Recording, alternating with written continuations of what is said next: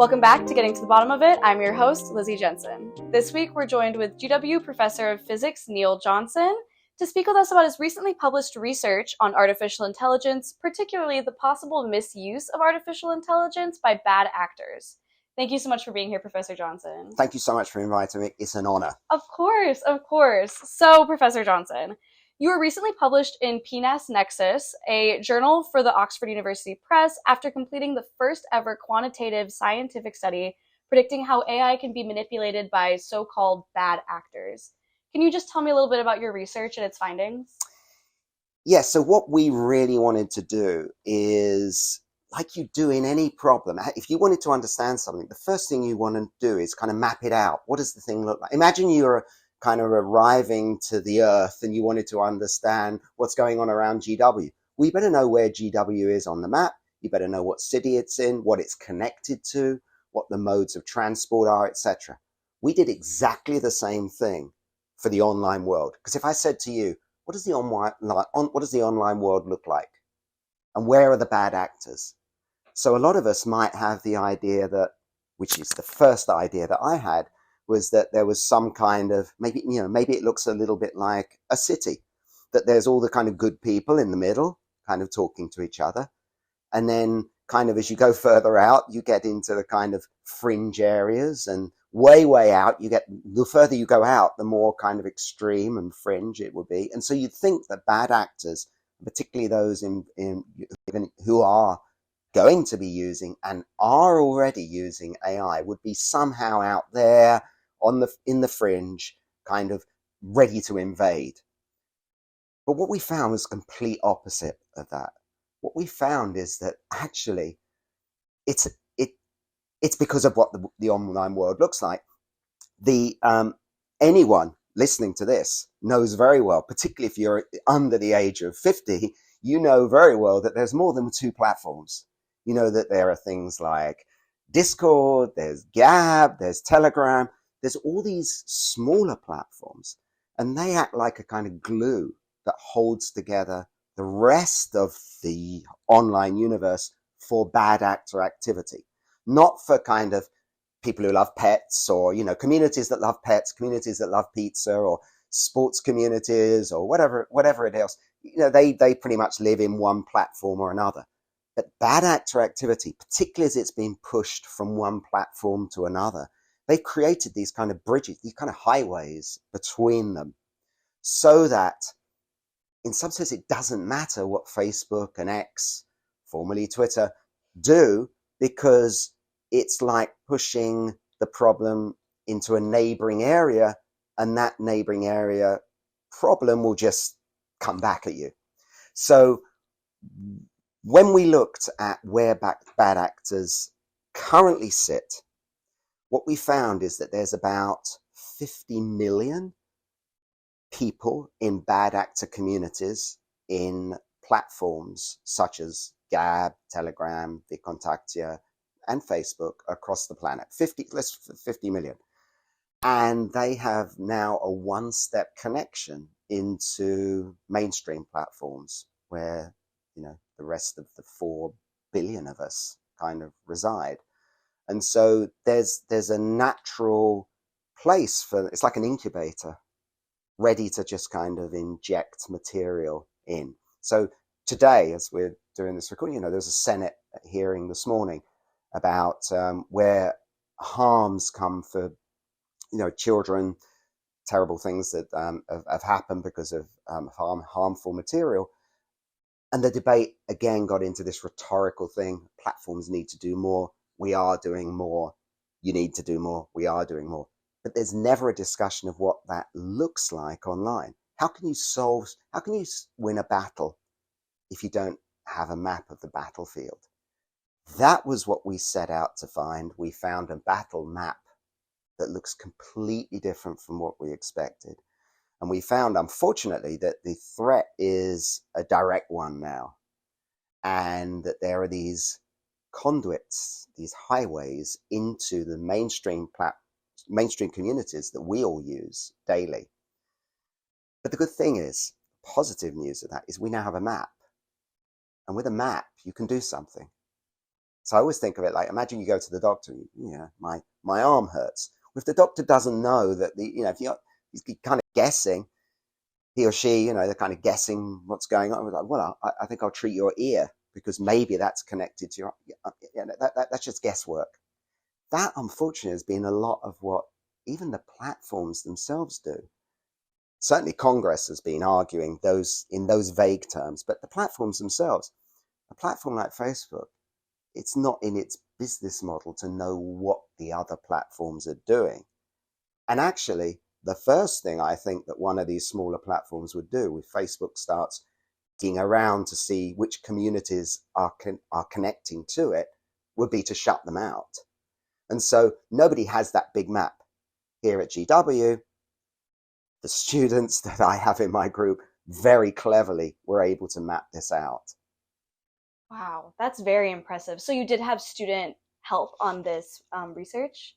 None of my research would be possible without the students. Wow. So the two students, Lucia Lari, who is a PhD student in physics, and Rick Sear, who is an undergraduate in computer science and physics, and now kept on as a research assistant, both in GW, all done entirely within GW.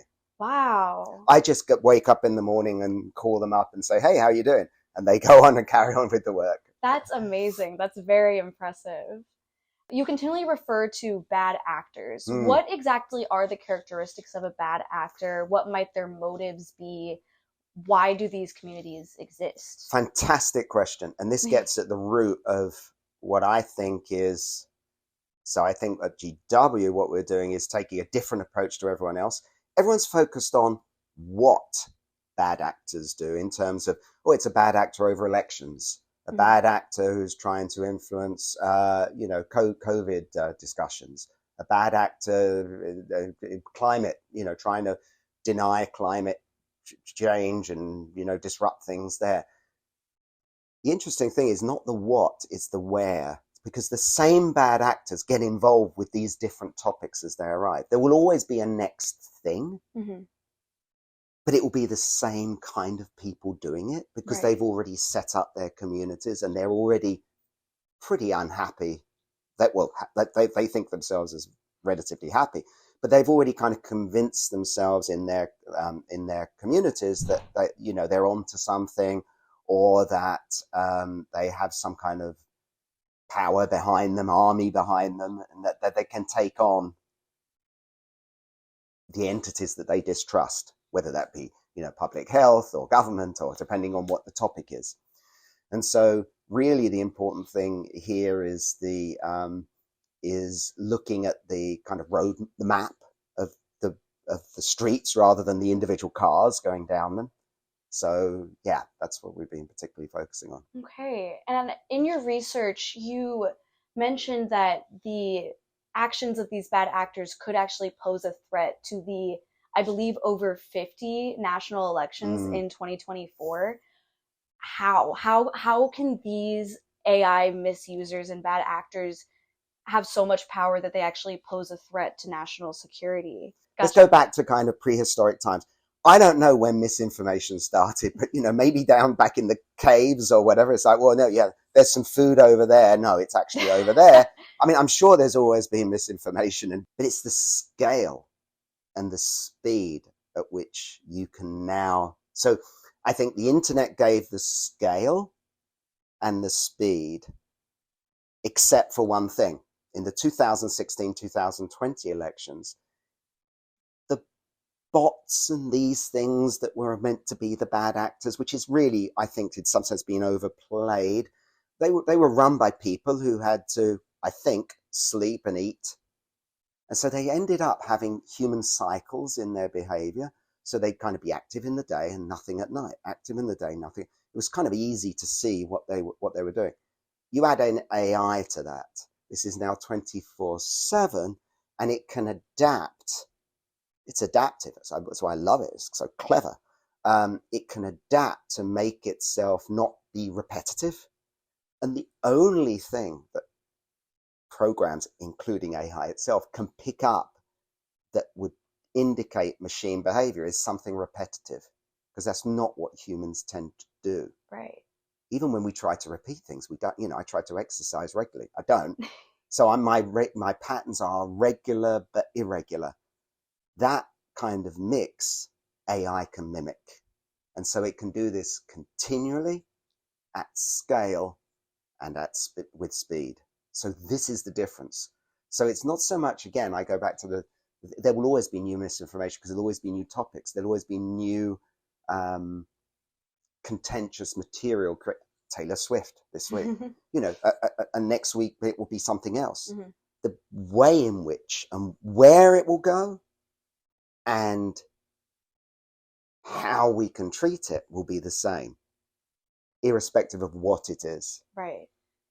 What do we do to combat AI misuse? Yeah, we've got to get to a scientific kind, and I don't mean scientific because this is just for scientists. No, this is probably the first thing in my lifetime where kind of, let's just say the science that has a couple of equations in it and the science that tends to have less equations, this is a great time for them to kind of be working together in a way that's, let's just call it, use it evidence-based, data-based, to attack the problem. So back to my students, Lucia and Rick simulated what would be the best strategy for dealing with this. And they found something really interesting, again, counterintuitive, because I would have thought, and Congress thinks, quite reasonably, well, you've got to remove it. Of course you've got to remove it. Yeah, but when you try and remove it, the trouble is, let's just take an analogy. It's a little bit like splintering of glass. I don't know if anyone has. I've done it plenty of times. Dropped a wine glass. I don't condone drinking or anything like that, but I've held wine glasses and I've dropped them. Fortunately, most of them have been empty. What happens when you drop a wine glass? It shatters into lots of pieces. But the important thing of a wine glass is, because of the way it's constructed, there are very large pieces and it goes down into very, very small pieces. And if it's a very expensive wine glass, which is I'm always told off by my wife, they're the ones that I drop, have tiny little shards of glass. So if your objective is to remove every piece of glass, you will be forever looking for the tiniest piece of the shard. Now, if you add up the time it takes to, so just say one piece, one glass, because of the way it's fractured, takes up all your resources. So one tiny piece, you've spent all your resources on the last tiny shard of glass. That's the similar thing they found in their simulations, that if the goal is to remove, you will spend you will chase down the tiniest piece. You'll leave the big pieces that you didn't have a chance to look at, and you haven't got anywhere with the problem. Instead, you've got to go for containment. Now, what does that mean? There's a good side and there's a bad side. Let's deal with the bad news. First, I'll have to get the bad news out of the way first. So the bad news is containment means, well, I'm not going to reduce it to zero. But as we said earlier when we were chatting, maybe there's always been this stuff. This stuff is never going to go away. I mean, maybe that's just unrealistic. I'd love we all want good things, only good things, but that's not the way the world works. So by going for the containment option, what that gives you is, once you've set a kind of threshold for the size of the pieces that you want to keep, or you're willing to keep, you have a much more controllable system. And you can measure how well you've done. You can assign your resources so that you keep it at that level. And you can also so in our map of all these different platforms, 23 platforms, from everything from gaming channels through to, like I said, Facebook, Gab, Telegram, everything, how they're all interconnected. Imagine we've got that map in front of us. We can now look, it's like the shattered glass across here. Okay, there's a lot of little shards in this platform. Okay, but I'll leave those because I know it kind of takes a while for it to come out of that platform. And they're kind of, I'll just leave them there.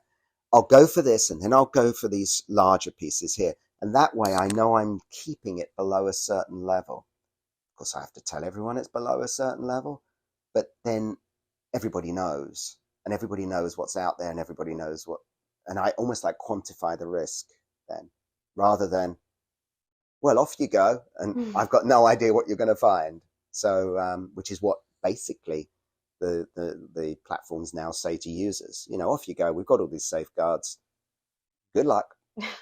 As someone that is an everyday user of social media platforms, what can I as an individual, or our viewers as individuals, do to at least watch out and protect themselves from disinformation or bad actors? A short-term answer, of course, is the standard kind of just be aware. We all have to be aware that we're in a very connected system. And that sounds like a platitude, but I don't mean it in terms of individuals connected to individuals. I mean it in the sense that what you're seeing may have been set up by a community of 100,000 people. So there's 100,000. Imagine everything that you see. Do a kind of the litmus test. Is it possible that this came from a community of about 100,000 bad actors? And the answer might be, yes. Not, has this come from some particular person who's kind of misguided? No. Is this kind of part of some kind of bad actor community? And that gives a little bit of kind of skepticism. That's my short answer. My longer answer will never happen, but it would be wonderful if it does. I don't know if you've heard of this, the SETI, the kind of search for extraterrestrial life. And so, I think NASA and whatever gave up years ago trying to do this. What they did instead is they turned it over to the public. They said to everybody, okay, you're an astronomer. Anytime you see anything, let us know, or we'll use our computer. Can we use a little bit of your computers? I'm not sure that would work. But let's turn the public into observers, because if I need to know what 5 billion people, which is basically the number of people who are using the internet, it's probably about 5.5 billion, but anyway, 5 billion. If you want to know what 5 billion people are seeing, you have to ask 5 billion people. You can't sample it. I'm not a believer in sample. 5 billion, it's 5 billion. Right. How can I know that? Only if I turn over to the public for them to report everything. Not to report. I don't mean I've seen something suspicious or whatever. Just almost like those who are willing, kind of like a diary of what they're seeing, little events, little things that they're seeing that they report online, not to the platforms, but to some larger base that then becomes almost like this kind of oracle of what's actually happening on the internet. How would that be managed? Who would manage it? Who's going to pay for it? No idea. But I see that as the only solution. Until that happens, which it never will, actually, I think here at GW, we're the only ones that have this. I don't know. I've said this at conferences. And this is and anyone listening to this, you're hearing this from someone who's kind of got away with it. And I'll tell you what, we did a literature search. I mean, and everyone here knows what literature search, how painful that can be. Yes. Who has a map of the internet? Oh, so lots of people claim it. And then we found some companies that claim it, and we go on and on. So I just decided at conference I would stand up and say, this is the first map of the internet. And, I remember the student saying to me, well, that's a little bit risky. So, okay. 3 years, 5 years later, nobody. I've talked to many, I've talked in the State Department, talked in front of them, you name it, I've talked in front of them, here and overseas. Nobody's turned around and said, some people have turned around and said, well, we've tried to map it. Yeah, okay, you show me your map, I'll show you mine. Never get the map. So, in some sense, we're on to a good thing here at GW.